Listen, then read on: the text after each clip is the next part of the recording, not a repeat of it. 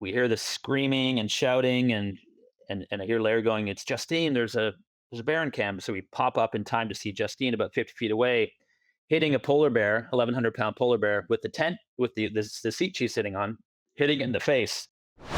Ladies and gentlemen, today I'm joined by Frank Wolf, and Frank is an explorer extraordinaire. He's an adventurer. He's spent time in the Arctic, the Antarctic, uh, in between the two poles. He's an author. I've just recently finished Two Springs, One Summer, which is an amazing, detailed, and honest account of a bunch of his adventures and the psychology and the behind the scenes stuff that goes on in organizing adventures like that. Of course, this is a topic that I'm very interested in, so I'm thrilled to have him here today. I'm going to do my best to channel the questions that you might ask something like Frank. So, Frank, in the last couple of years since we last spoke, what adventures and expeditions have you done since then?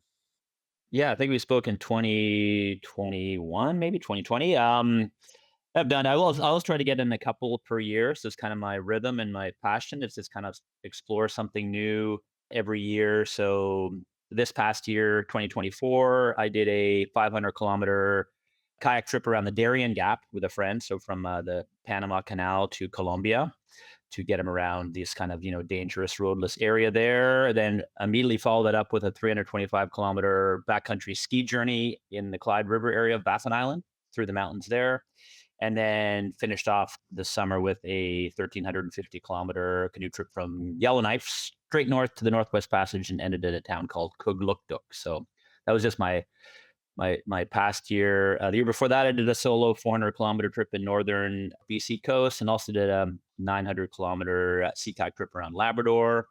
Year before that, another trip up in Ellesmere and Devon Island, which is the highest islands in the high Arctic. And what else did I do that year? Yeah, like another 1,350-kilometer canoe trip from Yukon to the Copper Mine across Great Bear Lake, kayak trip around Vancouver Island. Yeah, so it goes on and on. They all kind of blur together after a while. It's kind of like on a year by year basis still. So I know you're married, but am I right to say you don't have kids? You are correct. Exactly. My kids Okay. are these lines on the map that I create. I think each trip I do is it's. I mean, you probably know as well with your journey. Each one, once you've kind of intimately gone through an area, you've kind of gone through the wilderness, spent like a month or two, kind of traveling through this kind of very unique landscape. Every day is very engaging as you work your way through the landscape. And then you kind of look back on one of these things that you knew and through an area you knew nothing about, and then you kind of intimately know them kind of in your head. Kind of it's something a little kind of treasure you kind of keep with you for the rest of your life. So yeah, just kind of a accumulation of kind of experiences through these kind of really just ways of traveling in these remote areas, kind of is what kind of fuels me and kind of I kind of focus my year around often. So I also do guiding and that sort of thing now, but I always prioritize these kind of journeys because I get so much out of them. So yeah, but no kids. Yes. Mhm. I so I'm sure people are gonna want me to ask, so how do you organize this with your wife? How do you get your wife to sign off on you disappearing for Hmm. months at a time, Yeah, I mean, multiple I times a think you have to year? find the right person, of course, too. Not everyone is going to be into that sort of relationship, but we've been together for over 30 years. We met my last year of university, and then I went off canoe tripping and tree planting, so I was away for the summer. Then I moved out west, and she had to finish off university. Then she came out, and we hung out for a year out west, and then I went on a 6-month canoe trip across Canada. And yeah, kind of, I guess the rhythm was established early of me being away and her being fine with that, knowing that like she recognizes it's really important for me and it's just part of who I am. So if that's the way that if that's the relationship she's going to be in, she has to kind of accept that part of me.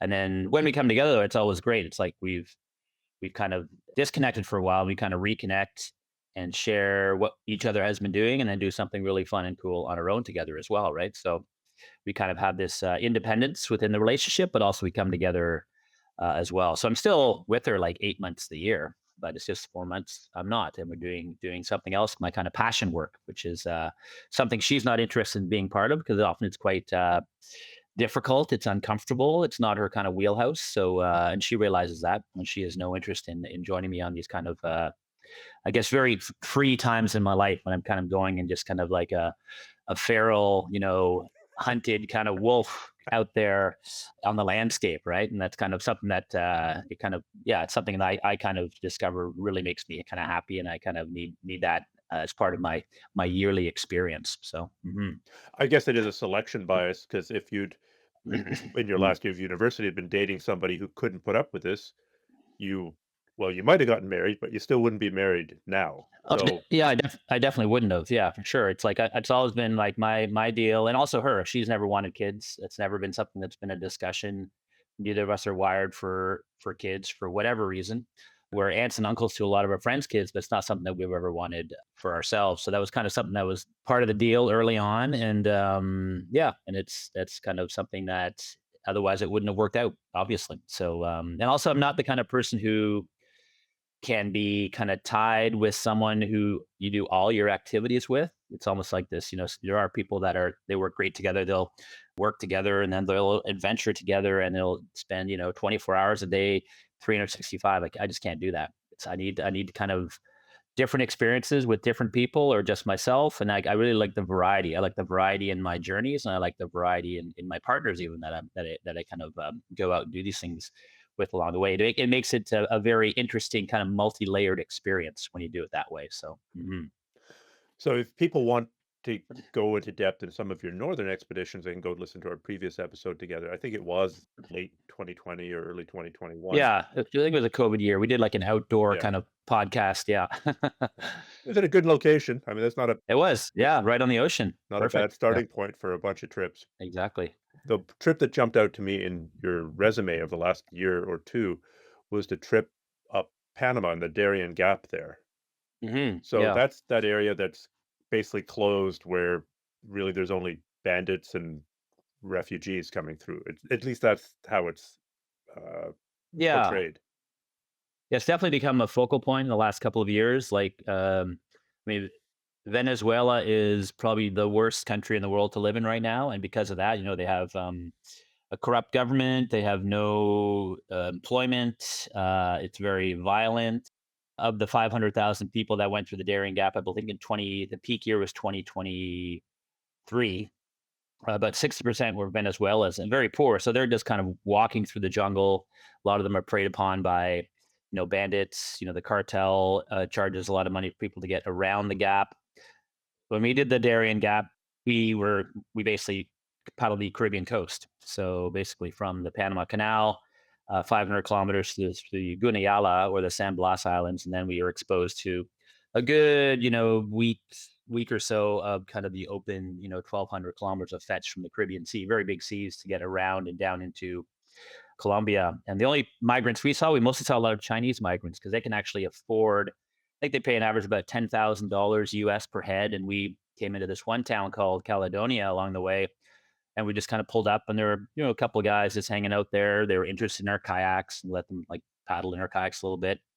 And then all of a sudden, like 20 of these kind of boats came in, motorboats, up onto the beach. This guy came out with a cell phone. He's kind of talking to everyone. He's handing all these guys money. And all of a sudden, about like 300 Chinese migrants came marching down, and they were just jamming them into these boats. And they were saying to us, "No cameras, no cameras." And suddenly, their whole mood changed.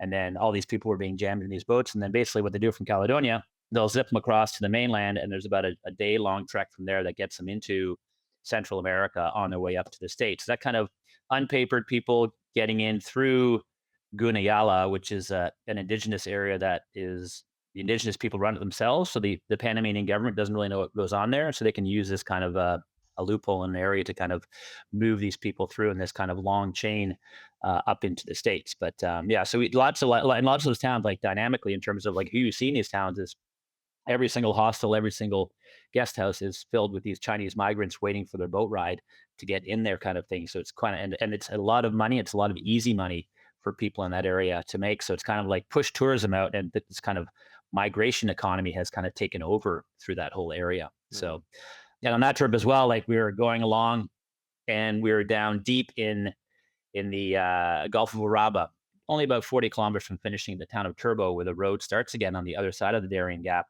And we came into this delta of this river called the Rio Atrato, which is this huge river that drains the Darien Gap. And we basically got in the delta. There's literally nowhere to put a hammock. Everything was underwater. You're basically in this underwater land, just underwater plants, floating plants. So we knew there was a village upstream. So we paddled upstream about 4 kilometers into this village. It was on stilts. Only way you can build a village there.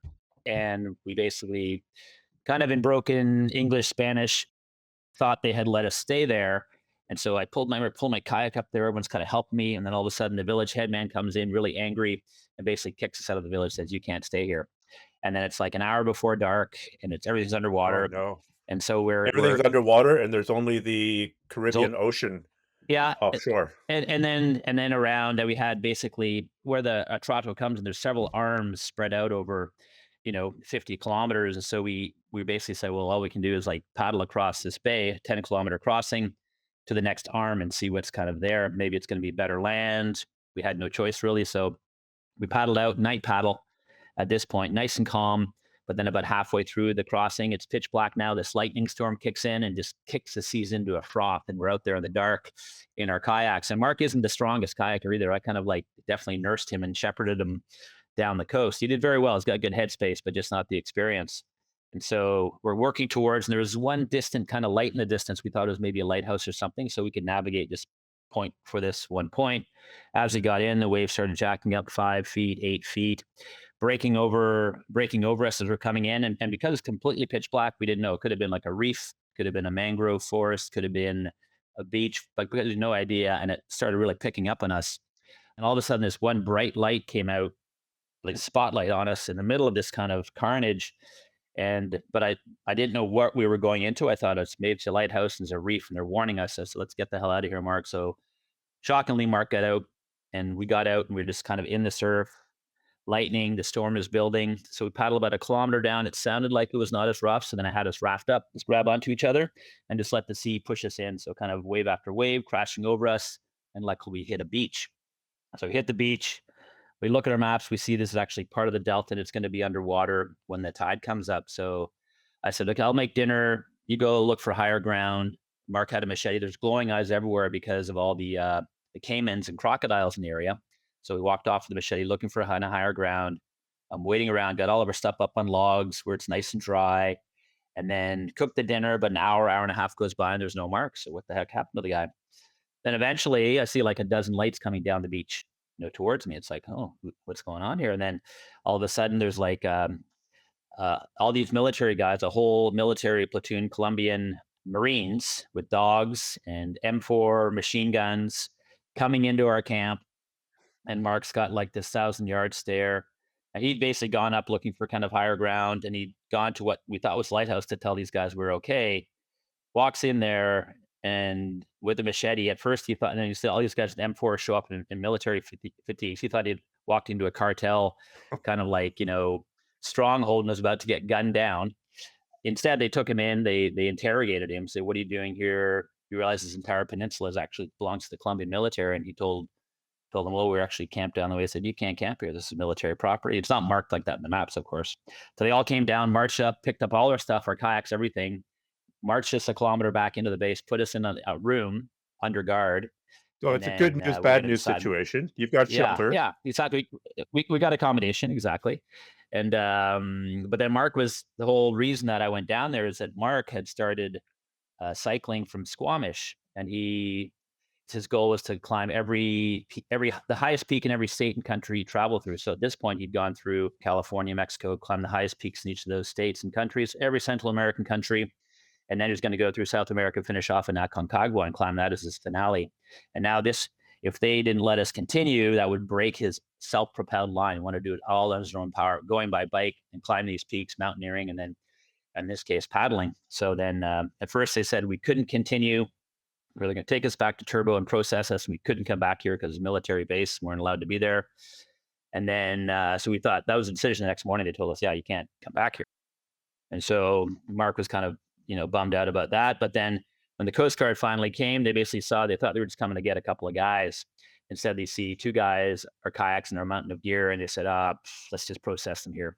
So they made us sign these kind of, good treatment forms that they treated us well, and then just kind of checked us off and let us paddle off. So that was our kind of finale to that little trip there. Later that day, we were in Turbo, and Mark carried on, and he finished his journey a couple of weeks ago by climbing Aconcagua. So that was kind of something that popped up on my radar kind of an interesting mission in an area I hadn't been before, and I just kind of figured out how to do it by bringing down the two folding kayaks and all the paddling gear and making it work with Mark. So it was kind of like kind of more of an exotic adventure than the usual, Arctic kind of adventure that I typically have done over the years. So yeah, Have but you ever had to spend the night at sea, because you were unable to find land or find a camping site? I'm trying.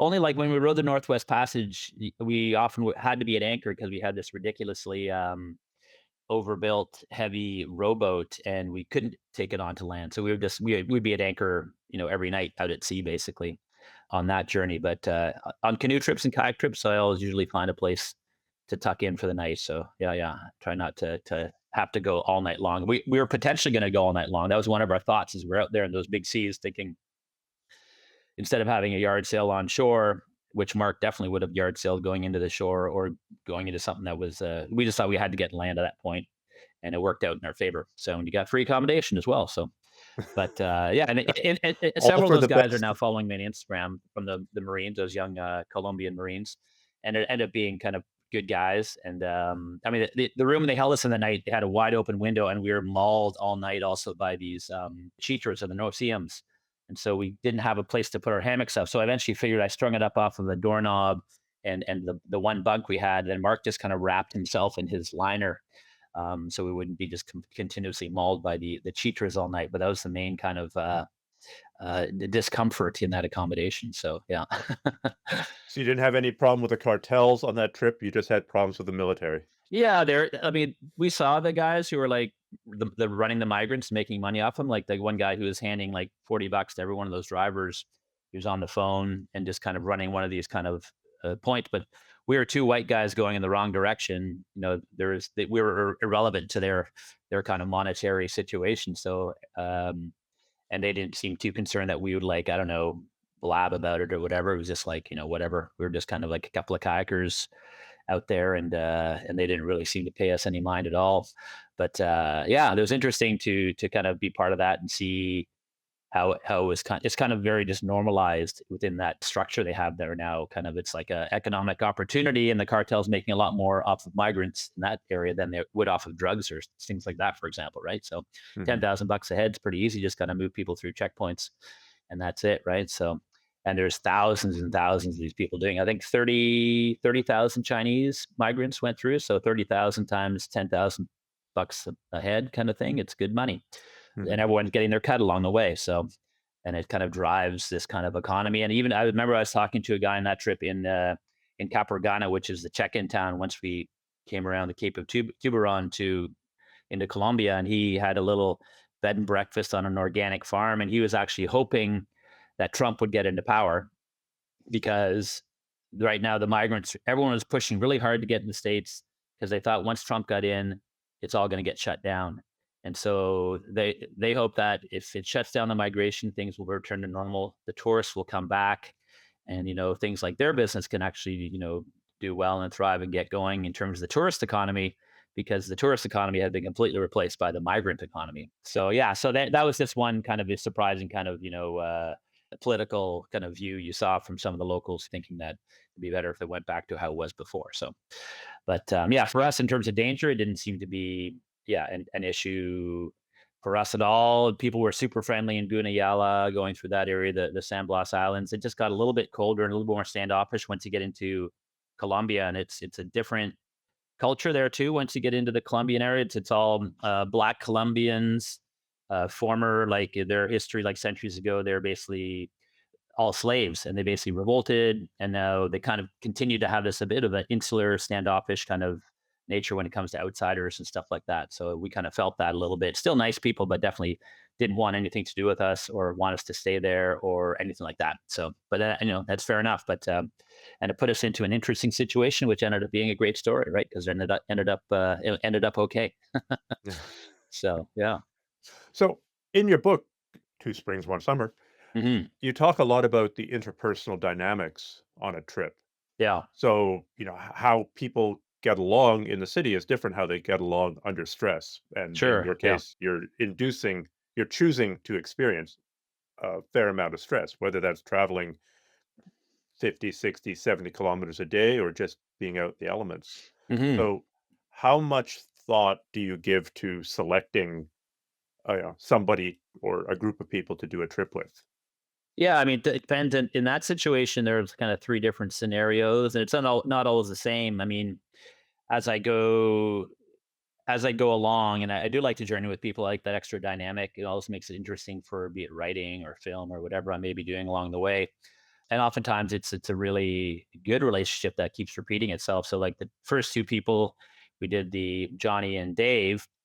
We skied across Baffin Island on that first journey, and we got along great. We just did another trip this past spring in Clyde River, and in the book too, it's like a pretty symbiotic relationship. We all work together well. We all have a good time together, and there's kind of no stress. So once you find a partnership like that, it's something you kind of go back to again and again. You kind of all can click into how you are on trip. You're kind of rolling the trip to make it move ahead, efficiently and enjoyably. And then in other cases, it's kind of like if I do a summer, like a long distance trip, I find like moving two people in a canoe is a very efficient way to move, through a landscape, be it running whitewater or moving a trip along. And so having another partner on that. And so in this case, sometimes it's hard, right? As you go on, it's like I've been doing this since I was, 24 years old, these long distance, canoe trips.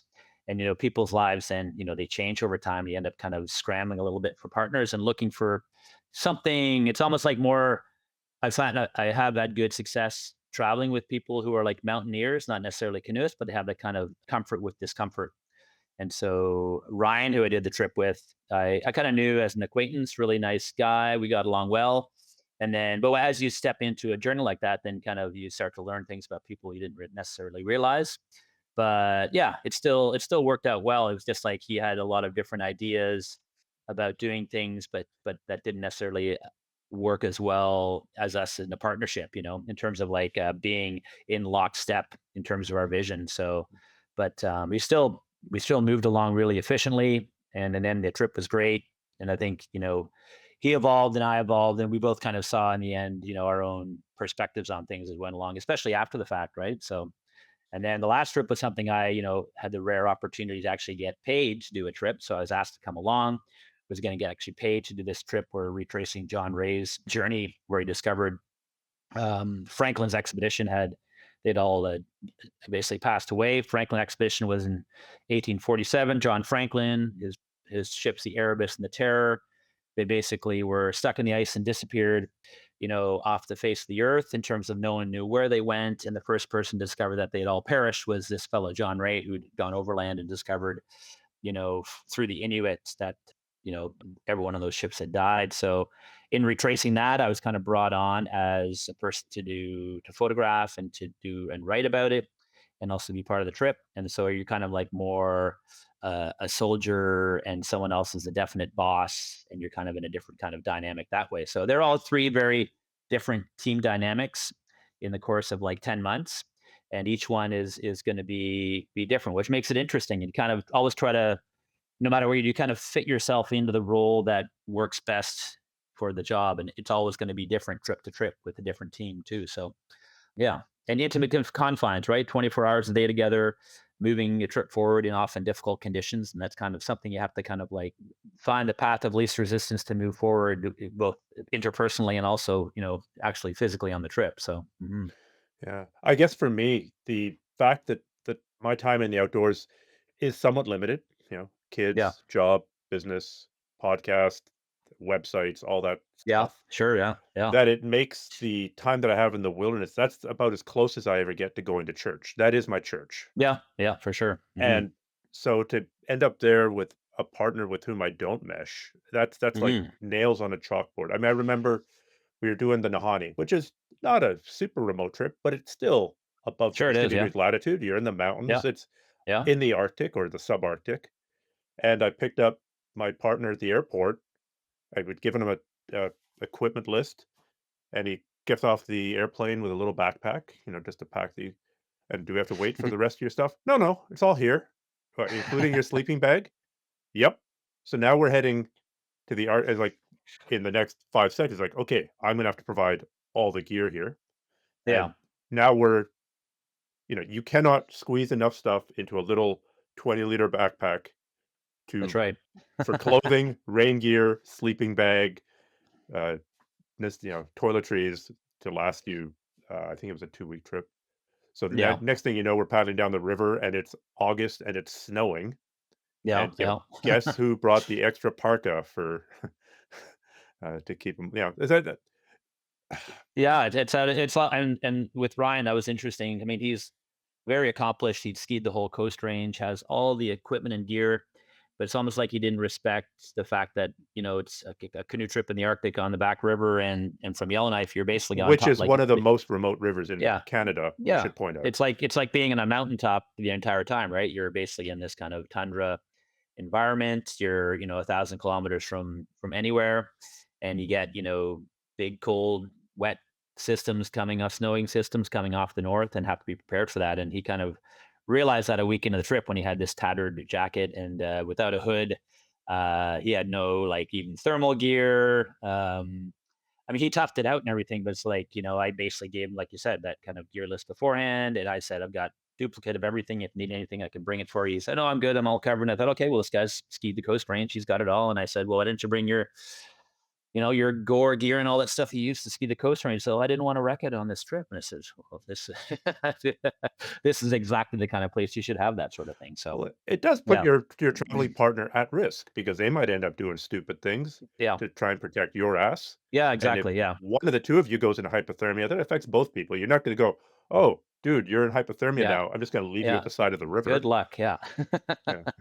Yeah, so that was interesting in terms of, just his equipment, and I like to be, I like to have a little sip and maybe a puff on a tobacco pipe in the evening, but to have someone who I didn't realize beforehand, was a bit of a chronic pot smoker on the trip, that kind of, like, affects definitely the dynamic. I mean, someone who is like that, they can manage it, but it's also it separates them from where they are, and it seems like they're almost trying to numb themselves to where they are rather than embracing where they are. And definitely, like once he ran out of his supply, he actually became a much more in tune person and a better partner for the last couple of weeks of the journey. I mean, the journey got to him, and also he wasn't leaning on that crutch anymore, and he just kind of became much more in tune with everything. And it was very visible to see too, right? So, but it was a process to get there, right? So, It's funny in the book because on one journey, you're essentially passing judgment on your traveling partner's mm. use of earbuds Yeah, and podcasts and music to keep them that's right. going, Yeah, and then in the next major section, you're using it yourself. that's So right. was that a change in perspective or a change in the circumstances? I think it's a change in circumstances, but also it gave me more of an understanding what Ryan was perhaps seeing on my trip. When I'm on a canoe trip, it's like my perfect place. It's my happy place. And obviously I couldn't see that it wasn't Ryan's happy place. And I was probably, judging him for it and not understanding it. But then as you basically put yourself into a place where it's kind of like a pretty monotonous journey. It's very kind of a flat landscape. It's not that visually engaging. It's kind of repetitive kind of emotion when you're just dragging a sled in a vast white kind of landscape. And that's kind of my kind of the book as I kind of go on. I kind of start to look back and reflect on a bit on what why Ryan was doing what he's doing when I was put in a situation probably that I didn't realize he was in with me. And Mhm. so, yeah, it's definitely more circumstantial of where you are and what you're doing. And I think the only two times I've used like music or earbuds or whatever is on that trip, the John Ray trip, and another trip where I rode. We tried to row the Northwest Passage, and it's basically you're looking at the back console of a rowboat with this little mirror that maybe shows you a little bit of what's in the landscape, but you're basically like you might as well be in a room almost, right? As you're kind of rowing in this kind of flat kind of area in a rowboat. I understand why Yeah, people row. It's yeah. more efficient than paddling, It but doesn't make sense to me. No, no. it drives me insane to not be looking where I'm going. No, I can't exactly, stand like it.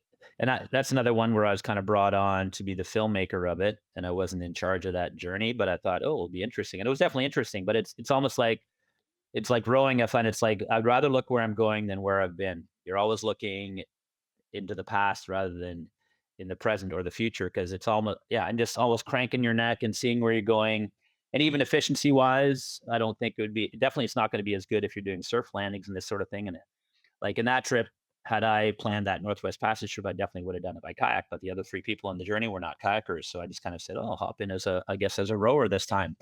And again, it's just throwing yourself into the experience and seeing what happens. And the film, I came out of it ended up being pretty good. I sold it to the CBC, and so there are a lot of things that ended up well. But definitely the rowboat was almost like the inefficiency of it. The rowboat became the drama creator rather than the best way to go through the Northwest Passage. So it Well, definitely made the story. Yeah, I've got a great trip idea. The next time yeah, you go north for a ski trip, why don't you try sledging? Why don't you take yeah. Like old a school. lifeboat and try dragging that across the ice the That's way the right. Franklin, uh, people tried to do it and Yeah, countless other generations. yeah, or like or Captain Scott who tried to sledge to the South Pole only to discover Amundsen like glided there far more efficiently by using dog teams.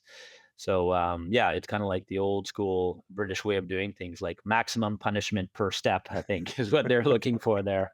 So yeah, Well, of all those old-time explorers, everyone from, Amundsen through to, Tyrrell or Samuel Hearn or any of those crowd, Ray, you mentioned, Franklin, who would you yeah, consider to be the greatest traveler? yeah. I mean, I don't know. I definitely know a little bits about all of them, but in terms of like who I've kind of studied and read more about, I would say like Amundsen and Ray in the sense that they really embraced the indigenous technology to live comfortably and move in these environments, like living off the land, living in igloos, traveling by dog team, using animal skin clothing, kind of rather than trying to say wedge like the British way of doing things into an Arctic environment, which never really seemed to work out that well.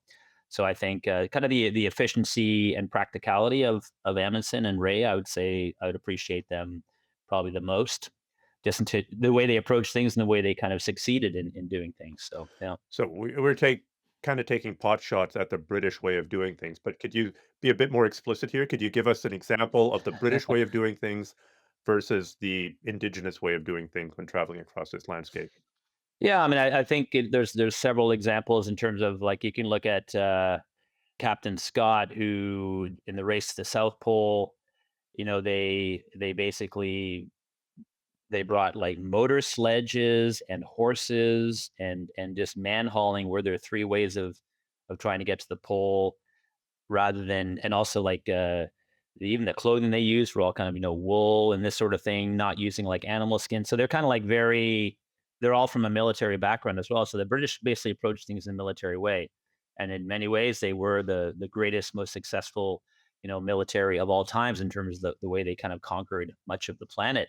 And they said, well, these methods work for this, it'll work of course in the Arctic. So they kind of very stubbornly kind of used their kind of approach to the Arctic, which is, far more unforgiving. Your opponent is not something you can see right in front of you. It's kind of the cold and the elements, and kind of ignoring what they look down upon as savages. They basically were bringing British traditions and technology, and we're bringing you this greatest way and greatest country in the world. And we are giving you this gift of British knowledge and refinement, but it didn't work in the Arctic. So they kind of ignored the technology of, say, dog teams and animal skins and igloos to travel comfortably in these environments rather than using their own kind of, like as mentioned before, the man hauling and these kind of very ridiculous, kind of punishing ways of trying to travel through a landscape that you could, much more comfortably live in by eating. Also, things like scurvy, and they could have avoided that by eating, local foods and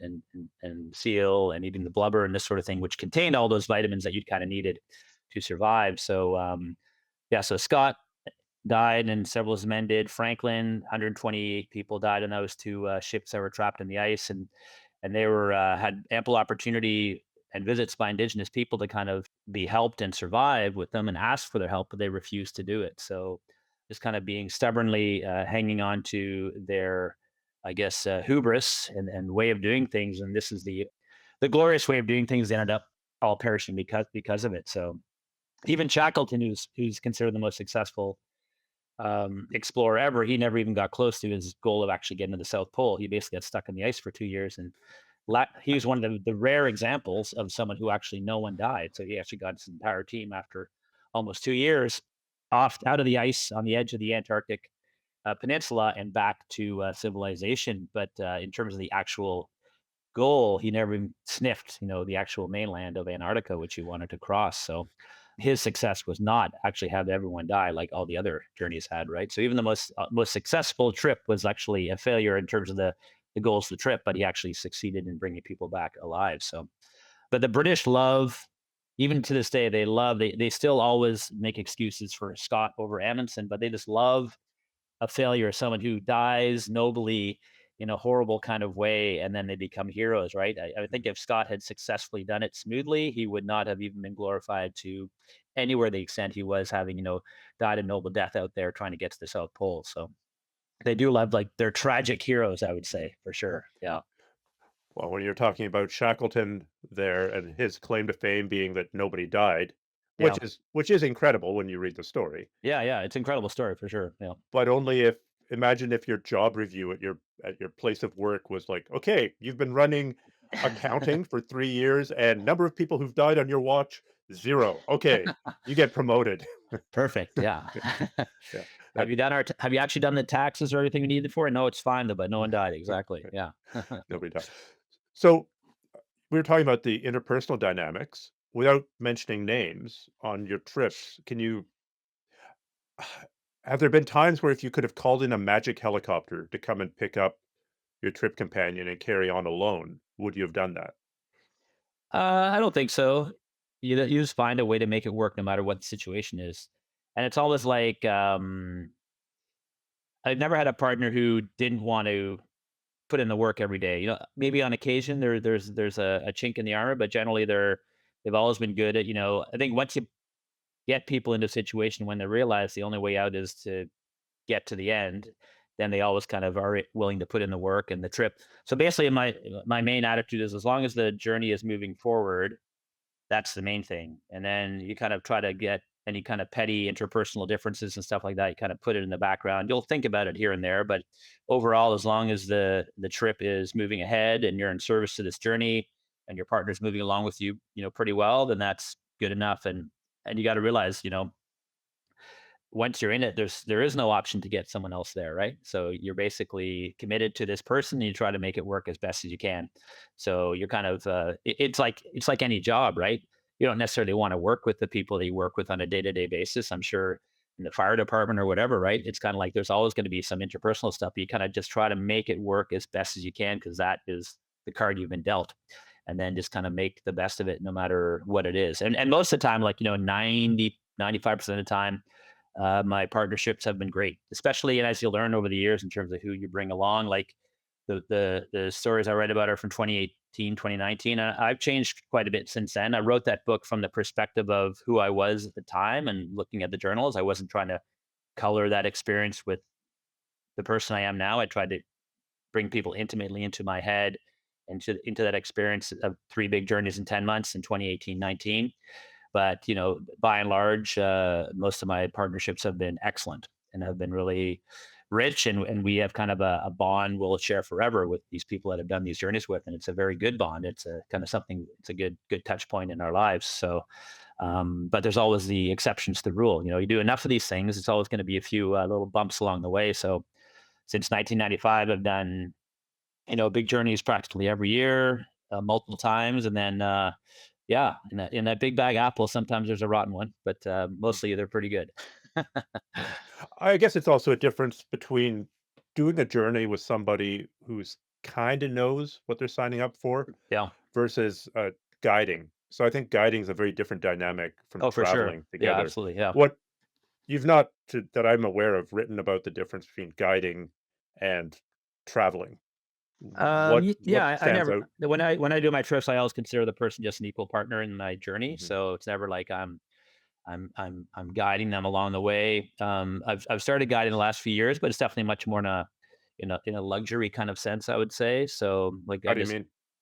I just got back, for example, from 6 weeks of guiding in Antarctica. So taking, basically, it's like an expedition ship, which is like a small cruise ship, basically, where you take people down to the peninsula and you'll take them out in Zodiac every day to see whales and penguins, do some landings on the shore. But you're eating very nice food on a ship, and then you're just going out, twice a day for excursions. And then you're basically doing an interpretation of the bears' habits, what they're doing. You're sharing your own stories.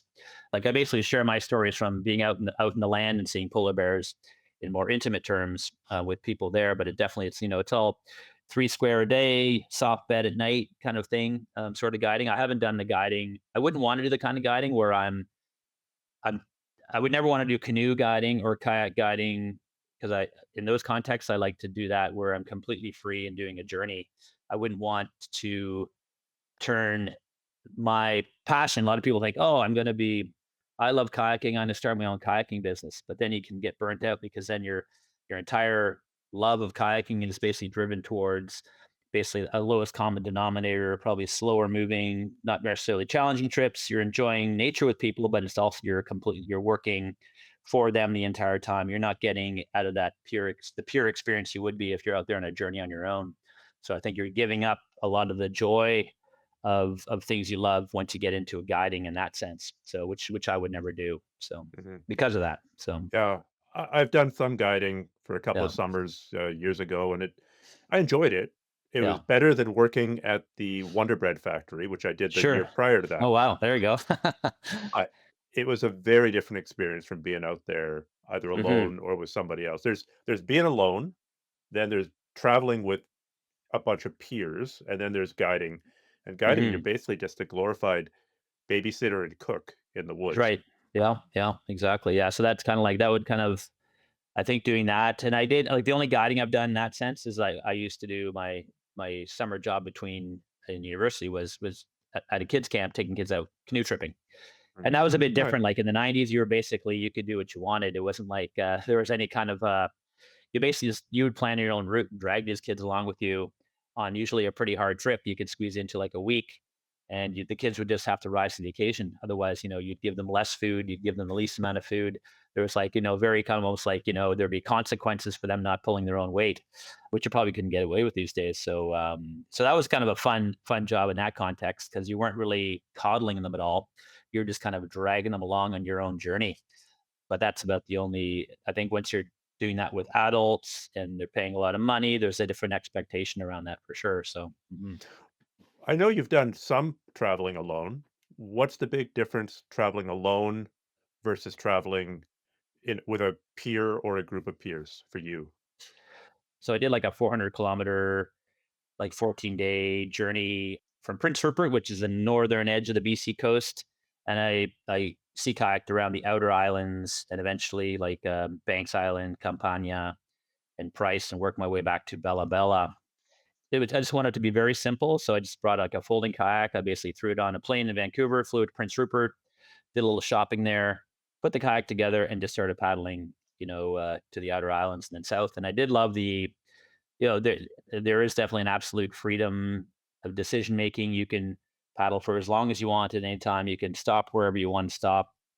There's no discussion as to when you go or why you go. So it's definitely a complete freedom, and you definitely are completely immersed into definitely the landscape around you at all times. So the only conversations you have are kind of with yourself. But I've always been very comfortable by myself as well on a day to day basis. I probably do most of my stuff alone, be it mountain biking or paddling or whatever. On these long journeys, when you're with a partner, you still have that kind of alone time. I think, especially if you're sea kayaking, oftentimes you're just in a single kayak. I never sea kayak in a double. So on trips I've done with partnered up with like one or two or three other people, you do have the kind of moments of quiet, but it's definitely different because you always have to consider the people around you and considering where you're going to camp and making sure that they're doing okay and all this sort of thing, right? So there's always a extra layers involved with partnerships. Whereas if you're by yourself, it's the ultimate in simplicity, I would say. And simplicity is kind of like the most uncluttered way to kind of live your life. It's just kind of you, your kayak, your tent, and you can do whatever you want for however long you want. You can go for 16 hours in a day, or you can take a full day off. It's just you. The world is your oyster, as you know, and you kind of just work the trip as you need to work it. You can definitely immerse yourself into the environment in a much different way than you would with a partner, I would say for sure. So it's a kind of a different headspace, of course. So So you've just mhm. been singing the praises of solo travel Yeah, for I exactly. couldn't have said it better myself. Yeah. But what's your next trip gonna be? Is it gonna be solo or is it gonna be with a partner? It'll be with a partner. So I mean, it's good if you're like pushing, especially like I'm doing a trip in from Prince Rupert, and we're myself and my friend Dave, who I've circumnavigated Vancouver Island with, as well as in COVID, I went from Squamish, we paddle up to Prince Rupert as well with him, and we have a very easy rapport. Really good friend of mine, very solid. If you're going into rough seas, and sometimes you end up these kind of sticky situations, it's good to have someone you can rely on. In the worst case scenario, to kind of back you up. And so when you're in kind of big seas, especially when we're going in May, things can open up on the outer coast up there. You can kind of move along and kind of dice your conditions, and yeah, with him it's just a great kind of rapport and ease. So Dave's a person like one of these people that I would always jump at the opportunity to go on a trip with him because it is such an easy dynamic. And yeah, but it's a different headspace as well. So I definitely appreciated doing that 2 week trip, and if Dave wasn't going to do the trip with me, then I would probably do it myself, just with a different approach. It's always a bit of a different approach if you're solo on the outer coast, especially versus with someone who's super confident and you can kind of rely on every situation. So, but yeah, I do like both, and I definitely appreciate it. And if the opportunity comes up, I would definitely do it again. And I've done like solo 3, 4, 5 day trips and stuff like that in my kayak as well. But yeah, it's something that I would not hesitate to do again for sure.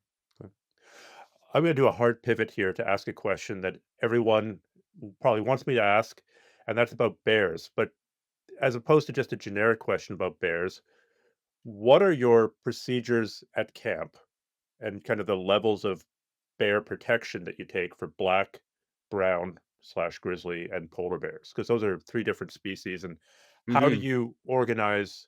What do you do to not pick a fight with them or to invite them into your camp or to end up in trouble with them? Yeah, I mean, I don't really consider bears very much on my inland canoe trips, be it either black or barren ground. I think, especially, I've never had problems with black bears and grizzly bears really, 'cause in non-habituated areas. I think they're definitely going to be problematic if you're in a place like Algonquin Park, for example, where they look at you as a food source because people, they're bringing food and smelly stuff in all the time, and the bears are kind of like, they're kind of getting into that. But I think if you're in an area where the animals aren't habituated, like a remote barren ground area, I don't really even do anything at all for bears like that as far as like preparation. In polar bear country, I definitely do. They're kind of can be much more curious. You're traveling, especially in the summertime, in a time when they're a lot hungrier. So, like for example, when we kayaked around Labrador, 925 kilometers, and that's the densest population of subpopulation of polar bears in the world is like 2,500 polar bears in the Davis Strait subpopulation, which is up around the northern tip of Labrador. So we saw bears every single day. So we would always have someone up at night. So we had like actually night watch, so 3 hours. Everyone would take the 3 hour shift. Someone up at all times in case a bear came, you could scare them away. In the wintertime, or in the springtime when I've traveled a lot up in Baffin Island and Ellesmere and Devon, we set up a bear fence. What's a So bear fence? yeah, it's a perimeter fence. So basically, imagine at each corner you're setting up a couple of 12 gauge blanks. And so basically, it's like a bit of a tripwire with a little hammer. So basically, anything that crosses that line will basically fire off this very loud charge, two of them at each corner, and that would ideally scare the bear away, but also alert us to its presence. And then we have another firearm and cracker pistol in the tent as well. So that would be so we can kind of sleep comfortably in case the bear comes through the perimeter. Then we'll be ready to react to it. And What also, do I've you used use for the posts at the edge of the perimeter? yeah, they're All the basically blocks. like we modified basically a ski pole with ice screws. So, and usually just set it up on the ice. If we're up on top of an ice cap, we're doing an overland crossing. We're not going to see bears in the springtime. They're out basically hunting seals, running along very seal focused. Mostly it's on the sea ice where we do it. So we'll anchor it into the sea ice with ice screws, kind of like two off each corner, and then basically, so it's a very solid point to kind of anchor those two bangers off of, and then with the two, then basically double lines all the way around after that. So basically, with Dave and Johnny, they've kind of perfected it. I kind of will do everything else in camp, just let them do that, and so they can get one of those up in like 20 minutes. Still takes a bit of time, but if you're it's worthwhile just to have a peaceful sleep, Mhm. and they've got their system definitely dialed. So anything that came through the fence will definitely be when you set something up like that, you have to make sure it's going to work, right? So, and then in the summertime, there's something else called, which we used in Labrador as well, something called a pack alarm. It's like a very Mm. small little battery operated device. So I should also use it in when I did Yellowknife up to Kugluktuk this summer, and you basically can just run it off of the corner of your packs or your kind of barrel or whatever you have there, and it's just a little fine filament that goes into a trigger that has extremely loud alarm when it gets stripped, so it'll alert you to their presence as well, and then to have a firearm in the tent in case it has to be used to either scare the bear off or at worst, shoot the bear, which is the last thing I want to do. But so far, I haven't had to kill a bear, and usually the bears will just kind of scurry off in those kind of Mm. situations. So I yeah. can vouch for the pack alarm. I've used that and had it set off a few well, Hmm. I've set it off hundreds of times by wandering it into it in the morning because it's Yeah, accidentally, because yeah, you can't even see that little line, right? So you forget about it. I had a caribou get tangled up in one of them, and it was really not Oh, very there you happy go. because it's a very thin monofilament line, but it's pretty strong. It is very So, yeah, thin. I had this Yeah, it is. bloody caribou wrapped up in this monofilament line, jumping up and down beside my head on the outside of the tent. It's like, "Is this how I'm gonna die? Am I gonna get stomped to death by a panicked bull caribou?" So, as it turns out, Yeah, no. yeah. As far as like bears, we did have one encounter with a polar bear that was very close in Labrador. Like we had our bear guard up all the time, but polar bears are the ultimate, stealth creatures. The way they get Mm. seals is they are completely quiet and they're completely camouflaged, and they can wait for hours, like by a breathing hole or by sneaking along, say, a crack line and raiding like maternal seal dens to get their food. And so it was like, yeah, we were kind of south end of we'd gotten out of Torngat National Park. We're moving our way along towards Nain. And then, we become a little bit, we'd seen lots of bears, but never had any bad interaction at camp. So, our tents had kind of spread apart. We still had our bear guard up at night, but then one night, 11 o'clock, everyone goes to bed. And then I got my earplugs in, I got my eye mask on. My buddy Larry's next to me in the tent, and then all of a sudden we hear the screaming and shouting, and I hear Larry going, "It's Justine. There's a bear in camp." So we pop up in time to see Justine about 50 feet away, hitting a polar bear, 1,100-pound polar bear, with the tent with the seat she's sitting on, hitting it in the face, and then it kind of backs up, and then basically So, yeah, she was on she was bear on bear guard guard. sitting in Yeah. a So chair. basically, what happened is she said, So it snuck up on "Yep, her oh while she yeah." was But wow. basically, if you imagine this is a landscape where it's tons of boulders everywhere. They all kind of look like a bear. It's a vast kind of landscape. We're on kind of a beach area. And then she'd gotten up. She'd done a look around. It's light out because it's summertime there. And looked around, nothing. Sat down again. I think she probably was reading a book or whatever. And then she just kind of felt something. She looked over, and this polar bear was just ghosting in, and they make no sound at all. So it's just kind of ghosting right in directly at her, right by the tent where her partner JF was sleeping. Came in at her, and she said had she gone for the firearm, it would have been on her. So all she could do was grab the chair she's sitting on because the bear was right there, smack it in the face, which is what you need to do. You have to be very aggressive towards. They're not used to kind of being an apex predator. You have to give resistance, right? And then it backed up, and then suddenly everyone was up, and then she managed to get a flare gun, pop it off, but that drove it right to our tent, and then.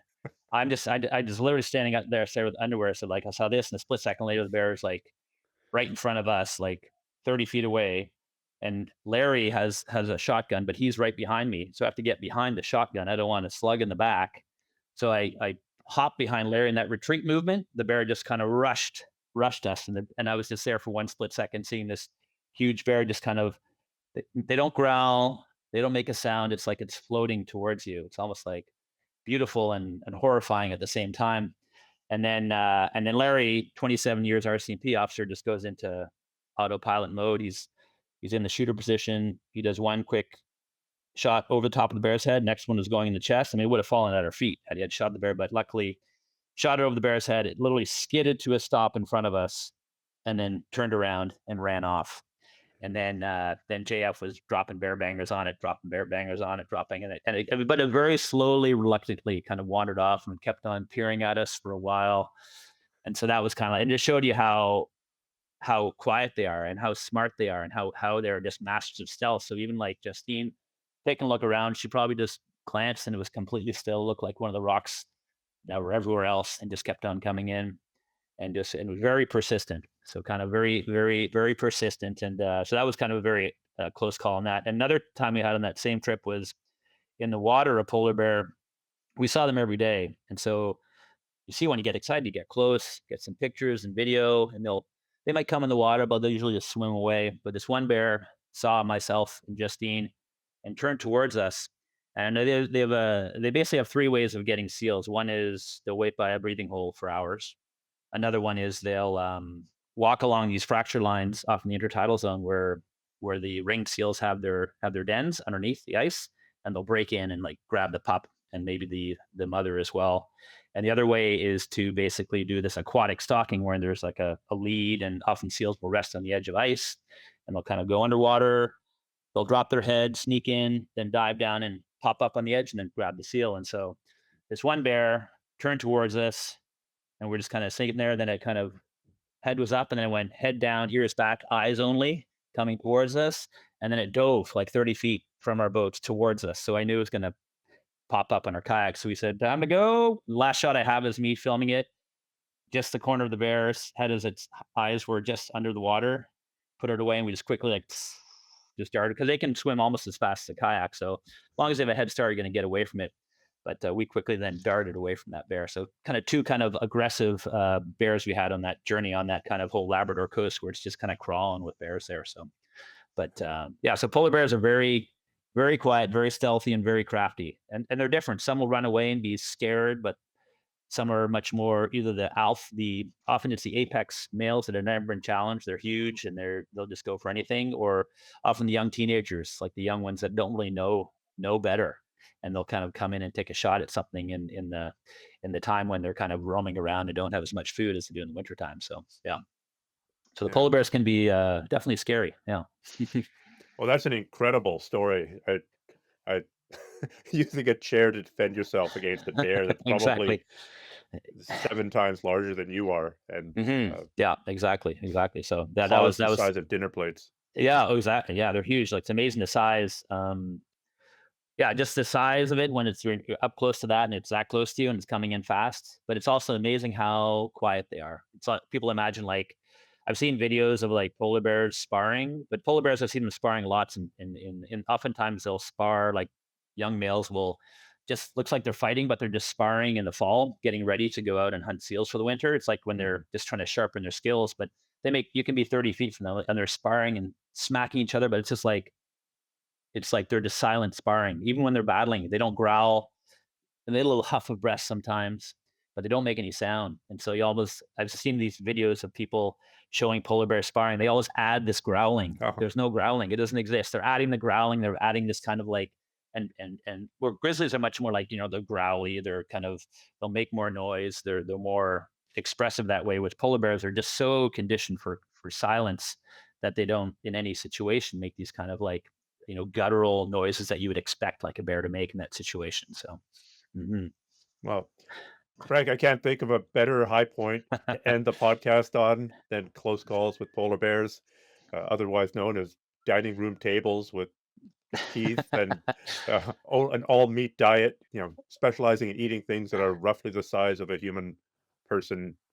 Uh, it's incredible. So, uh, thanks again for writing this. I really enjoyed it. I highly recommend it if people want not only a wilderness story, but kind of an honest assessment of what it's like and why on earth you would do stuff like this.